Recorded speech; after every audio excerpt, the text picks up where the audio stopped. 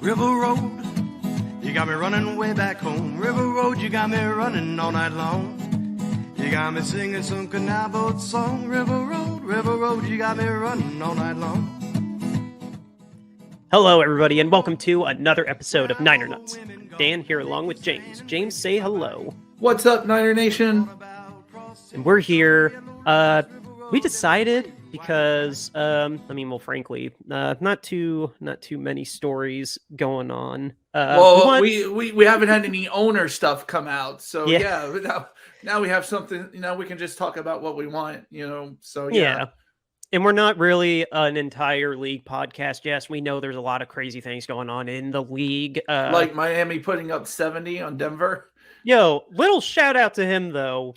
Wonderkin taught under Kyle Shanahan, has been with Kyle in almost every stop that he was in. Atlanta, Cleveland, you name it. Mike McDaniel was there.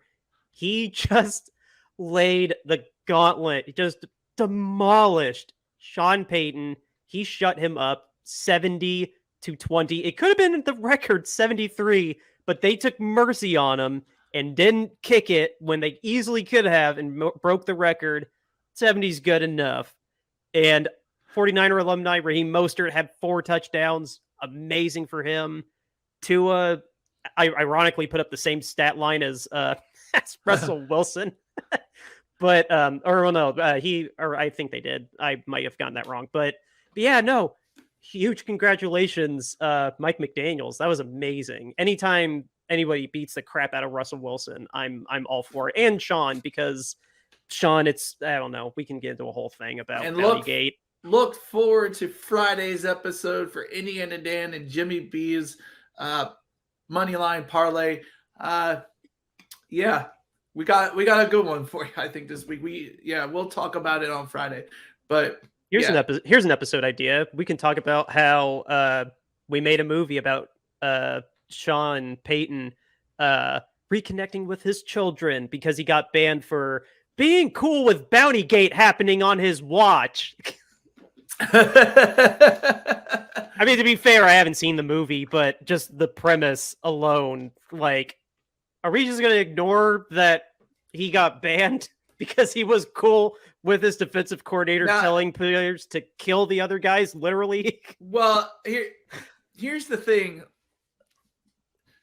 I can make a case that the Saints, when it comes to being a franchise that maybe you should hate worse than the Patriots, I can make a case. No, we've talked off mic about this. Yeah, there's a really good case. There is a really good case that the Saints may be a worse franchise, probably even worse, maybe even a little bit worse than the Cowboys too. Like, just as from an owner to GM, all of that, there could be a case made. Owner accountability. I forgot to turn that off. Yeah. If you haven't heard, you can look it up. First of all, let's just start with the first cheating thing. Okay. Mickey Loomis was caught listening in to the opposing team's plays while they had home games. He literally rewired the radio so that he could listen to what the away team was saying in their plays, defensive and offensive.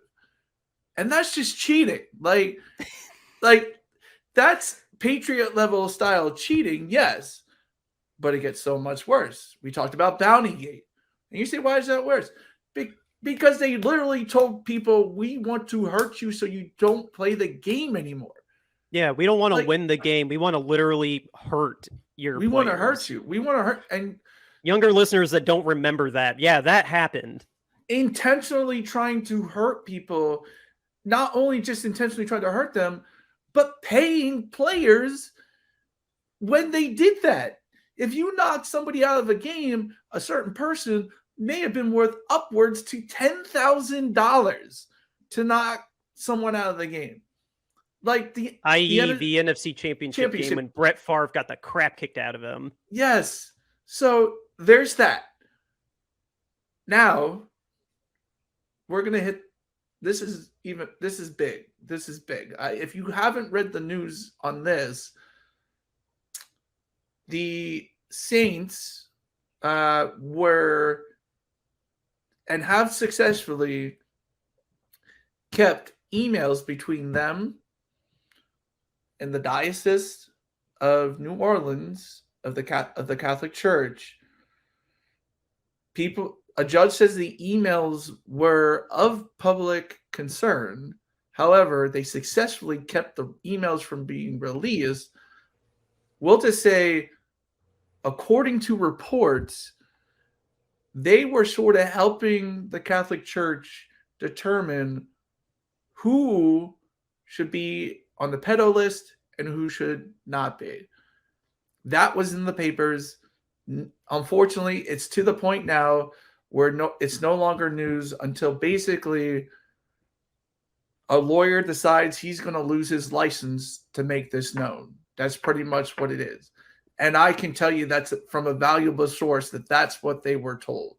I will say it. I talked to one of those people who were a victim of the Catholic Church and who were also Saints fans. And he basically said, unless a lawyer wants to give up his license forever, those emails will never be seen.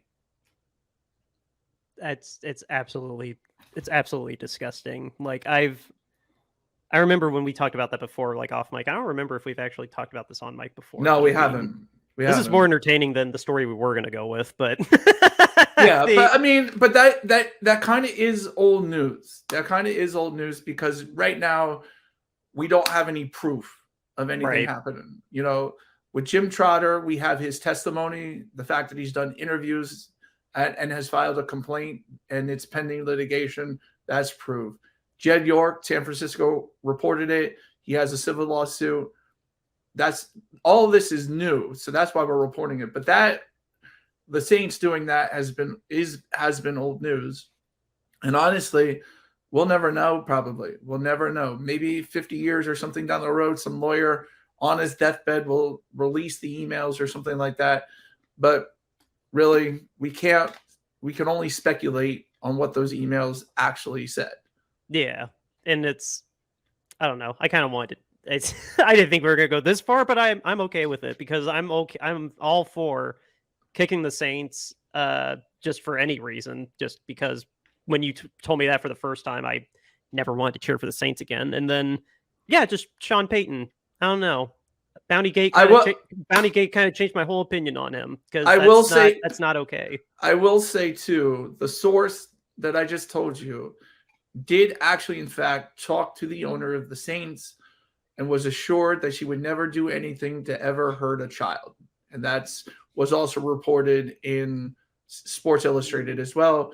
And the source that I talked to said that as well. So the owner of the Saints reached out to the victims, to the people who were fighting for this, and assured them that they would never do anything to hurt a child. And that's basically almost an official statement from the Saints on the matter. So I don't like that at all. I know. Good God. Yeah. No, I guess this man, there's no good way to segue out of that, I guess. No. And but I'm glad you want to talk about Michael Bidwill now? Since we're talking about terrible owners. I guess it's just what we do. So are we going to make the Wednesday episode about terrible owners and not what we really wanted to talk about? Sure. Tell everybody what Bidwill did. Honestly, tell everybody what Bidwill did. Honestly, like, I don't know, state of the franchise or state of the NFC West. I mean, we're number one. The Seahawks might be about to turn it around. The Rams, I'm going to bet, stall out. And then we're going to get a real state of the NFC West on Sunday. So let's segue the Cardinals into Michael Bidwill. Do you remember? I feel like I might have blown up you and Steve's phone when this came out because it's not that old. Michael Bidwill was accused, or has been formally accused, by a former staffer. I should share you the PFT article because I believe it was Mike Florio that broke the story. But Michael Bidwill, the owner of the Arizona Cardinals, was accused of among many things, he was accused by the staffer of like deliberately going out of his way to keep him from getting promoted, and ended up like ousting him out of the organization. That was one accusation. Another accusation was that he would regularly kind of belittle and berate employees, including a pregnant employee, to the point that this pregnant woman cried in the office. Another big accusation that Michael Bidwill had, in terms of football, this was the most egregious one, like strictly football operations is the most egregious one. During the season, that then general manager Steve Keim was told to be away from the team for, I can't remember how long, but while he was told to be away from the team from not excessive, but aggravated DUI, he made Steve Wilkes, who was on the coaching staff, our current defensive coordinator, he made Steve Wilkes, Steve Keim, himself, and a couple other staffers, I can't remember the rest of them, all use burner phones to still communicate with Steve, with the general manager. I'm getting the names mixed up. They all had to use burner phones to still talk to each other, so Keim could still call shots. Bidwill could talk to Keim and relay things to Wilkes and all the others, so they could all be in communication with each other, even though Keim was told to stay away and have nothing to do with the franchise. Bidwill went out of his way to still have Steve Keim do his job, even though Roger Goodell told him, you got arrested for aggravated DUI, not just a regular DUI, aggravated DUI. And that video, by the way, is hysterical. Him getting the breathalyzer, that's just a hysterical video. But yeah, making a pregnant woman cry, breaking an NFL sanctioned ban, and blackballing this guy from staying within the front office of the Arizona Cardinals organization. Yeah, that all came out not that long ago about Michael Bidwill. So we didn't need the PowerPoint for that to come out. But yeah, if you wanted a reason to not care for the Cardinals owner, on top of how disastrous last year and who was it? The Cliff Kingsbury, how the Cliff Kingsbury and Kyler Murray that era went as well. But James, what are your thoughts? Do you remember the story whatsoever? You're on mute.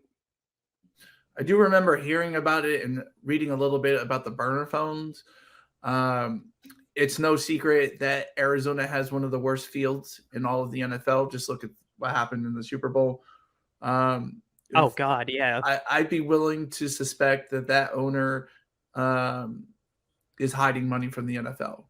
Like, I think I just with the same, because he seems to be the same type of owner that Daniel Snyder is, like not investing in the things that you should, trying to get out cheap with things. That was sort of what Dan Snyder was doing when he bought those 2-year-old peanuts, expired peanuts, when he wouldn't update the stadium.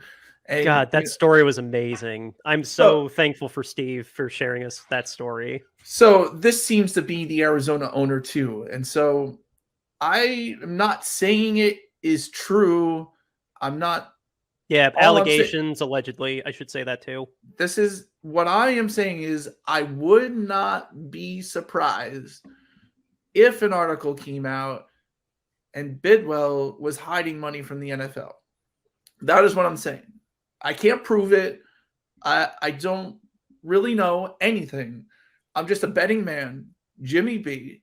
And if you gave me odds on if Bidwill was hiding money from the NFL, I bet on it. I would. I would. Now, will it come true? Will we ever find out? Probably not. Or if he ever is forced out of the NFL, it will most likely be because of something like that, not for all this other stuff. He gets to be tied in as well with the defensive coordinator for Minnesota, Brian Flores. Yeah, he gets to be a part of the Brian Flores lawsuit too, because Brian, correct me if I'm wrong, he made reference to Steve Wilkes being passed up over and over again as well, and yeah, so he gets to be a part of that conversation because he didn't keep Steve Wilkes on as a head coach. He let him go after the Josh Rosen year, didn't he? Yeah, 1 year. one and done scapegoat like Jim Tomsula with us, but not a race thing. That was just a scapegoat just to blame somebody for how terrible the post Jim Harbaugh era was going to go. But yeah, no, he gets to be a part of that conversation because he let go of Steve Wilkes after one terrible season that no coach was going to survive. Yeah. So, Yeah. So scapegoat for different reasons. But yeah, no, I don't know. Over the past couple of years, no, Michael, the more I've learned about Michael Bidwill, I don't know. I just feel terrible for Arizona fans. He sounds like a real stand-up guy.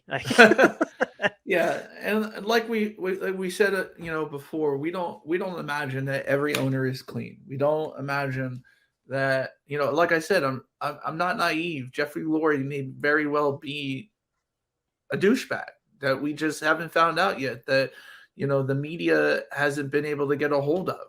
So, he could be. And no story, I haven't seen a story come out about Jeffrey Lurie, but I wouldn't be surprised if something did, just because these guys got to where they got to, and usually guys get to that position, they're not always nice guys. That's just how the way the world works.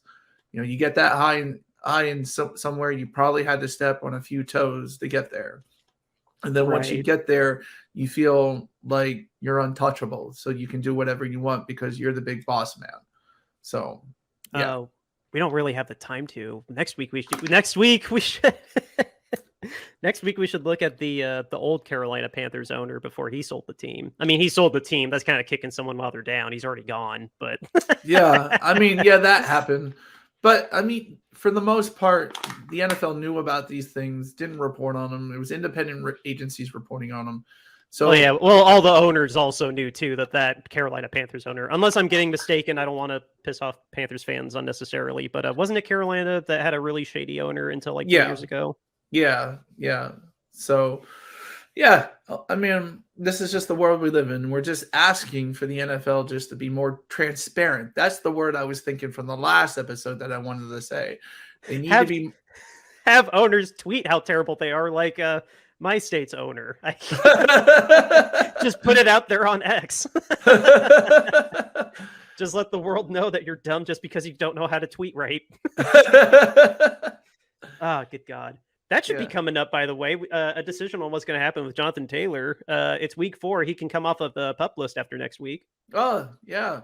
And after seeing what Miami did to the Broncos, should we really be paying running backs any less? I mean, 4 touchdowns from 2 different running backs. That's crazy insane. Okay, but we just saw Saquon Barkley twist his ankle pretty bad, and we saw Nick Chubb blow his knee out. Not to the extent that we feared. He just tore his MCL, but yeah, no, it's going both ways. Like we saw what a running back committee could do, but then we're still seeing running backs just drop like flies. Like, God, break my table in half that Christian doesn't get injured. Like, yeah. But I mean, a running back can get injured just like anybody else in the team. They can easily get injured just like a defensive end, like a wide receiver, like a quarterback. Quarterbacks have more protection, so it's highly unlikely that they'll end up injured, but they have ended up injured before and ruined people's seasons. And I think just because a running back is getting hurt in the game or something like that doesn't mean that you can't at least, I guess, take care of them. Just take care of them. They, I get that teams aren't building their teams around running backs, but that doesn't mean they need to be the lowest paid player on offense too. They are a key part of the offense. You can still pass to them. You get a running back like Christian McCaffrey, DeAndre Swift, Saquon Barkley, Nick Chubb, Jonathan Taylor. They have value, and I get that teams don't build around them and they can get them cheaper and everything else elsewhere. There needs to be a way to reward running backs while they're still productive. Yeah. No, they did you see the text I sent you and Steve about it was before kickoff on Thursday. They played this little 3-minute short about it was called What Happened to the Running Backs or something like that. And Right. it basically blamed Mike and Kyle for the death of the running back being the staple and the centerpiece of an offense. And so I just sat there. I'm just like, just gonna pretend that you didn't just throw my coach and his dad under the bus. I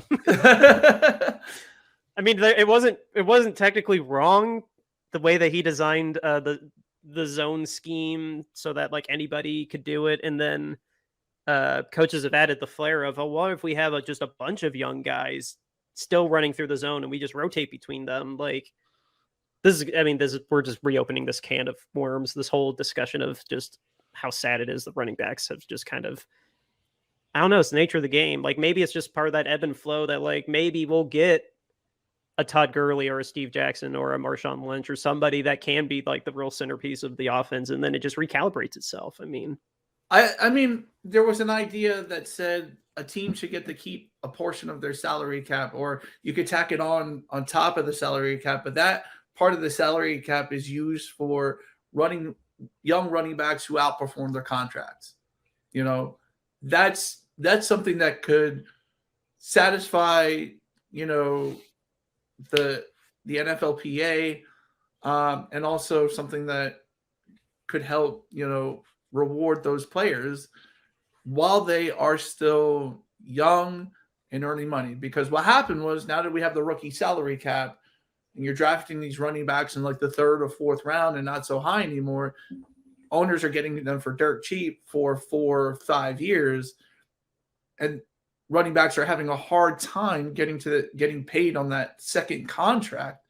So why not make a way to, you know, reward them while they are still young and productive, you know, based on some sort of merit system. Like if you hit 1,000 yards, if you hit so many touchdowns, passing touchdowns, total touchdowns, just make an incentive way so that running backs in their prime, you know, what they're worth. Now, that wasn't my idea. I don't know where that idea came.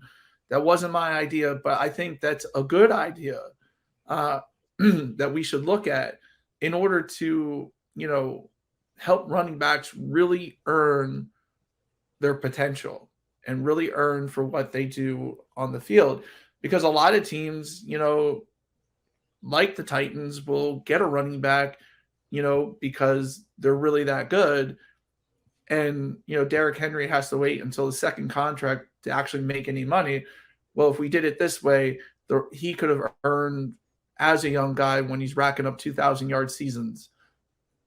That's just sort of maybe where the league should go. I think that's a pretty good idea, whoever came up with it. Right. I think so too.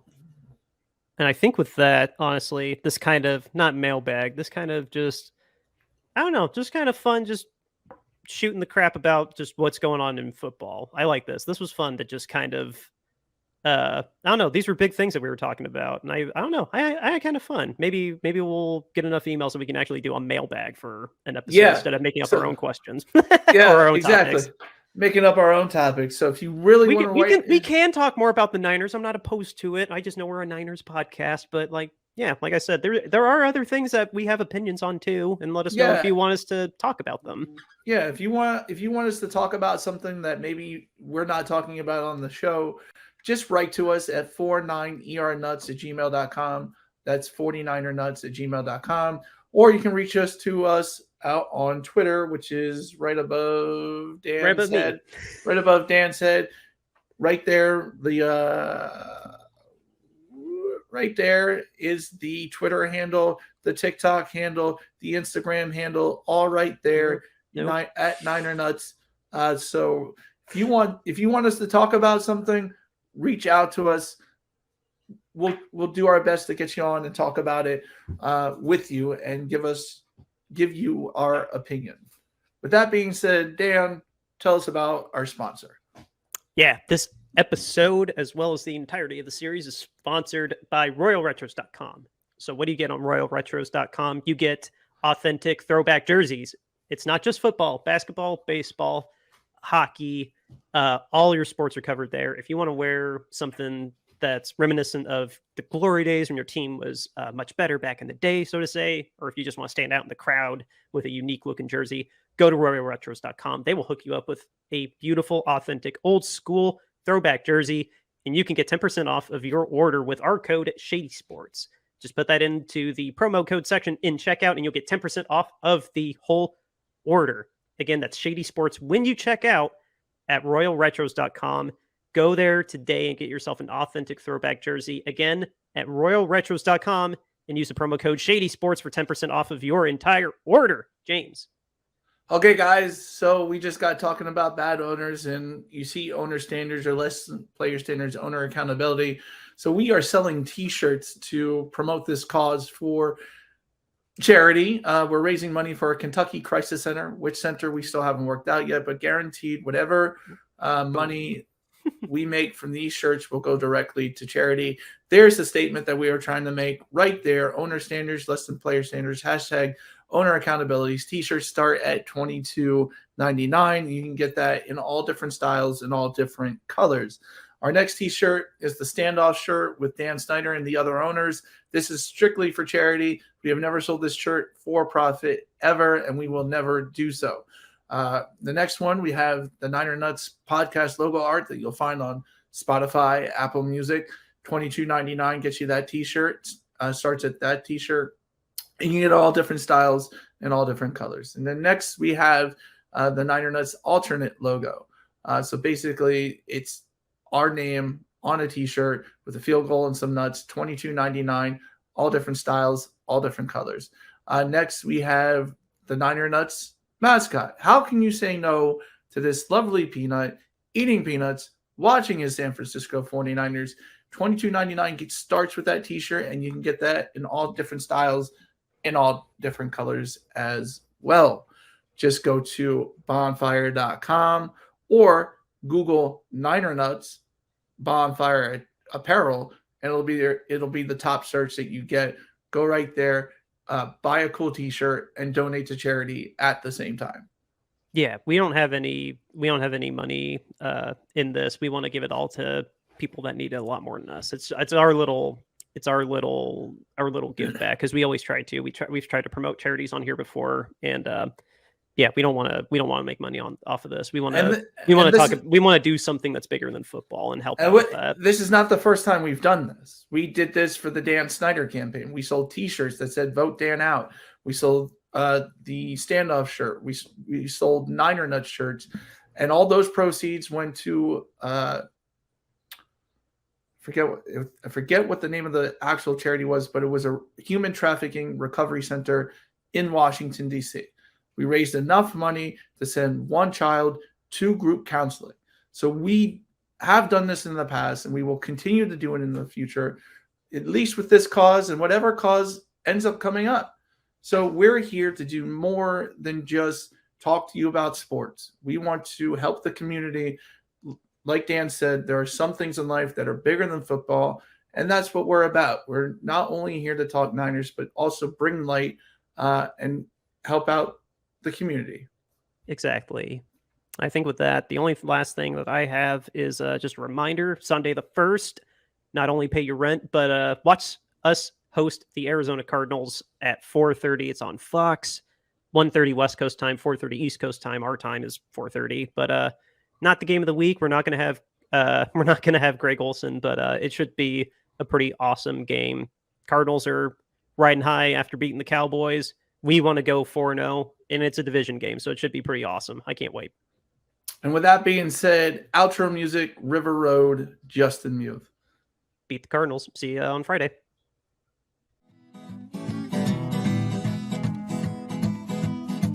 River Road, you got me running way back home. River Road, you got me running all night long.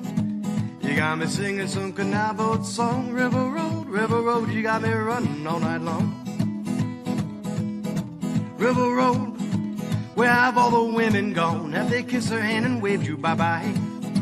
Have they thought about crossing your double yellow lines? River Road, they love the way you whine and cry.